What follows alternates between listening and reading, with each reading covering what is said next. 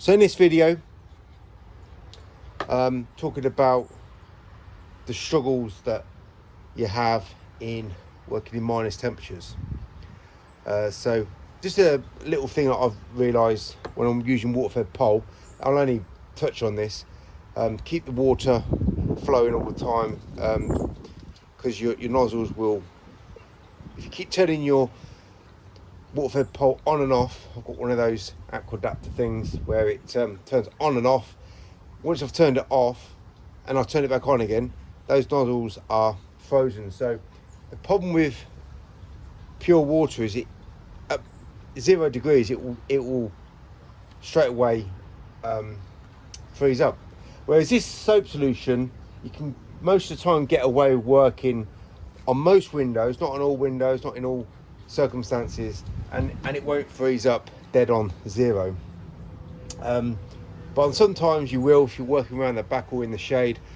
People don't have their back buildings, conservatories, extensions with the heating on, and you're working in the shade as well. That will be ice, okay?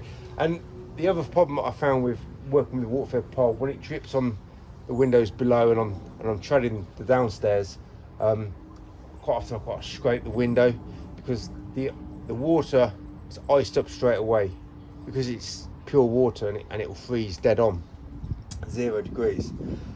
So let's not talk about any more water-fed pole. Let's talk about squeegee work.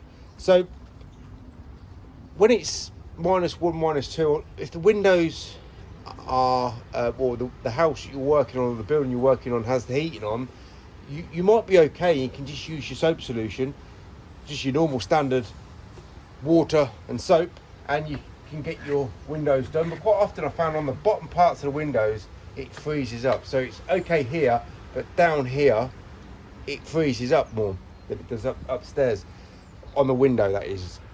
So higher up seems to be able to squeegee okay, and then further down the window it will start freezing up. So two ways of I approach this.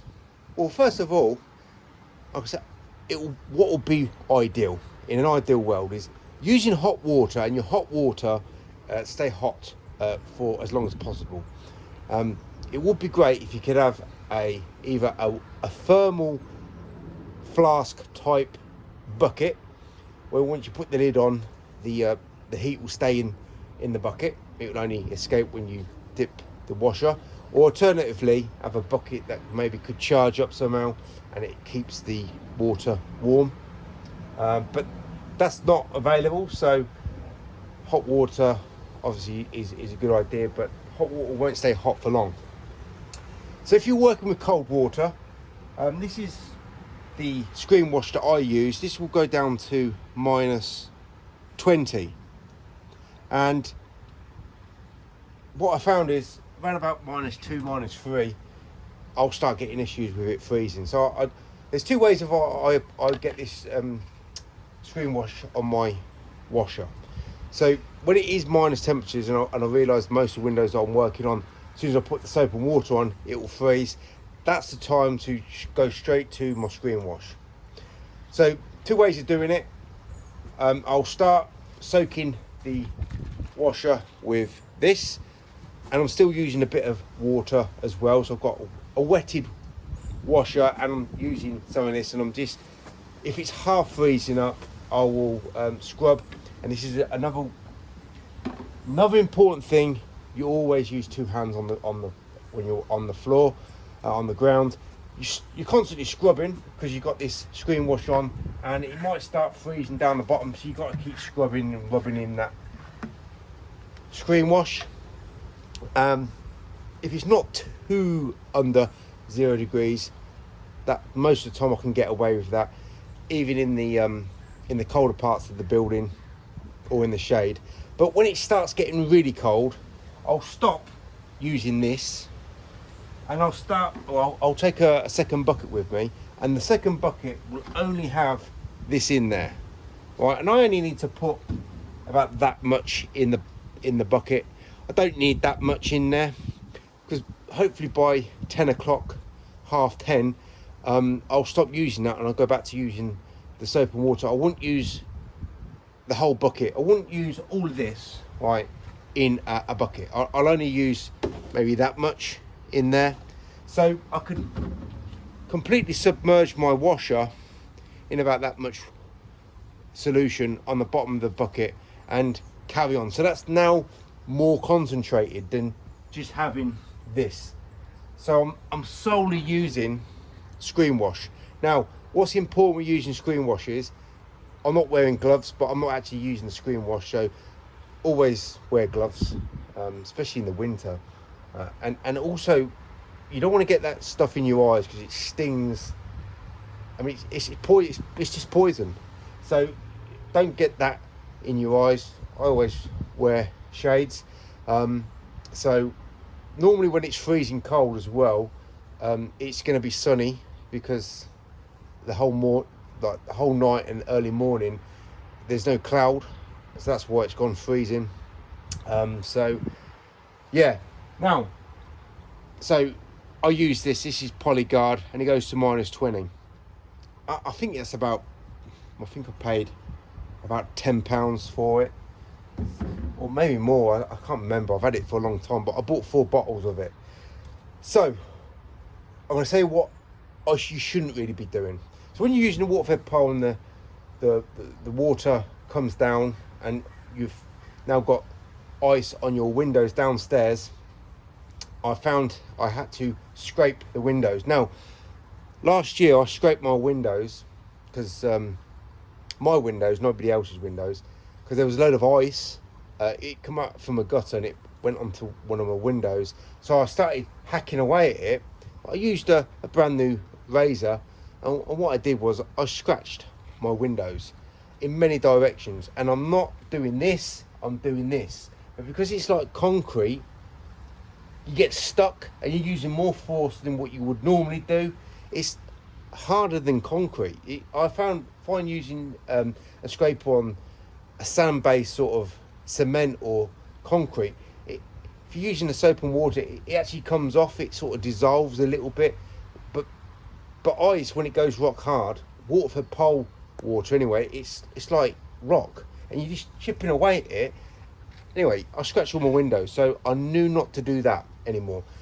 Another thing, but my razor, this is the razor I mainly use in the hand.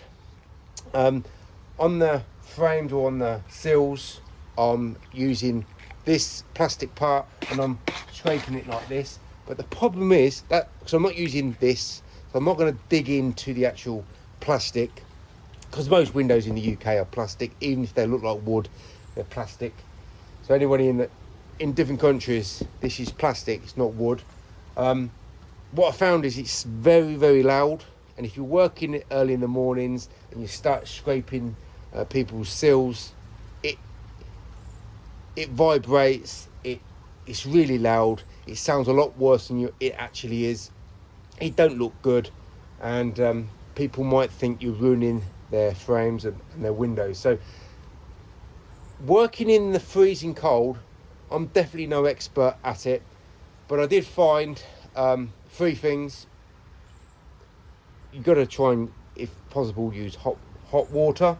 And usually the screen wash, this is -21. I think that you can get ones that go to -27 or maybe 30, but this will freeze at about -3. So it will get you through the low minus temperatures, but anything more than -4, then you're just fighting a battle that you're going to go so slow. Some windows it will work on if you got the windows around the back or around in the shade with the heating off. Using the screen wash, it will still freeze up. It's just really, really hard to get the work done at a pace that you want to be working at. So the only alternative is to work a little bit later on in the day. But I use this in the bottle, squirt it when it's not that under 0 degrees or 0 degrees, but anything over -2, -3, this goes in a whole bucket, and then this gets submerged fully. And then I find that after -5, we haven't had that cold yet, it's just not feasible to work. So the water-fed pole so I don't have a heated system, will freeze up. Even if I try to keep the water constantly running, flowing, without turning it on and off, it will freeze. And the squeegees will only work, the solution will only work on people windows where the heating has been on. So it's a proper go slow, it's a proper, you're now really working longer, harder and slower, and your results will always be worse. Oh, two other things that I should mention. Quite often when your rubber is very, very cold, and it's very, very cold, you will get some lines. Look, we're losing the light here, so you will get some lines. You will get lines, and you will get film left behind. So wherever you put your squeegee, there will be a lag. And also when the sun is low in the sky, hey, that's when all the complaints come, because that's where all your squeegee marks will show up. How do I know that? Well, I noticed on some of the customers I do, the other window cleaner, let's say working next door, maybe it's a semi-detached house, I can see next door's windows done, and I can see all their squeegee marks. And do you know what? I know for a fact that they don't use liquidators. So they're using any other squeegee, and they've got the trowels, they've got the turn marks, and they've got the lines. So definitely be aware of wherever you're putting your squeegee when that sunlight is low, from mid-November to mid-January to maybe February time. The sun, when it's out, is going to be low. It shows up all the imperfections, so just be aware. You're going to leave lines. Just make sure that, once you've done the window, look around, make sure in all the directions you're looking at, apart from inside out. That's the best way of seeing if you've left any marks. Just double check your work is done to the best it can be. But look, working in the freezing temperatures, it's hard work. If it's not too cold, under 0 degrees, I can still get away with working. Okay, I'm wearing gloves. You don't want that screen wash on your skin. You don't want it going in your eyes. I always wear eye protection in all throughout the year anyway. Try to avoid scraping windows, because I've ruined windows, my own windows, from scraping water off the windows. And double check wherever you're putting your squeegee, you're not leaving any trails behind, invisible trails, because you can't see them, but when that light turns to a certain place, at a certain degree in the sky, the customer will definitely see it.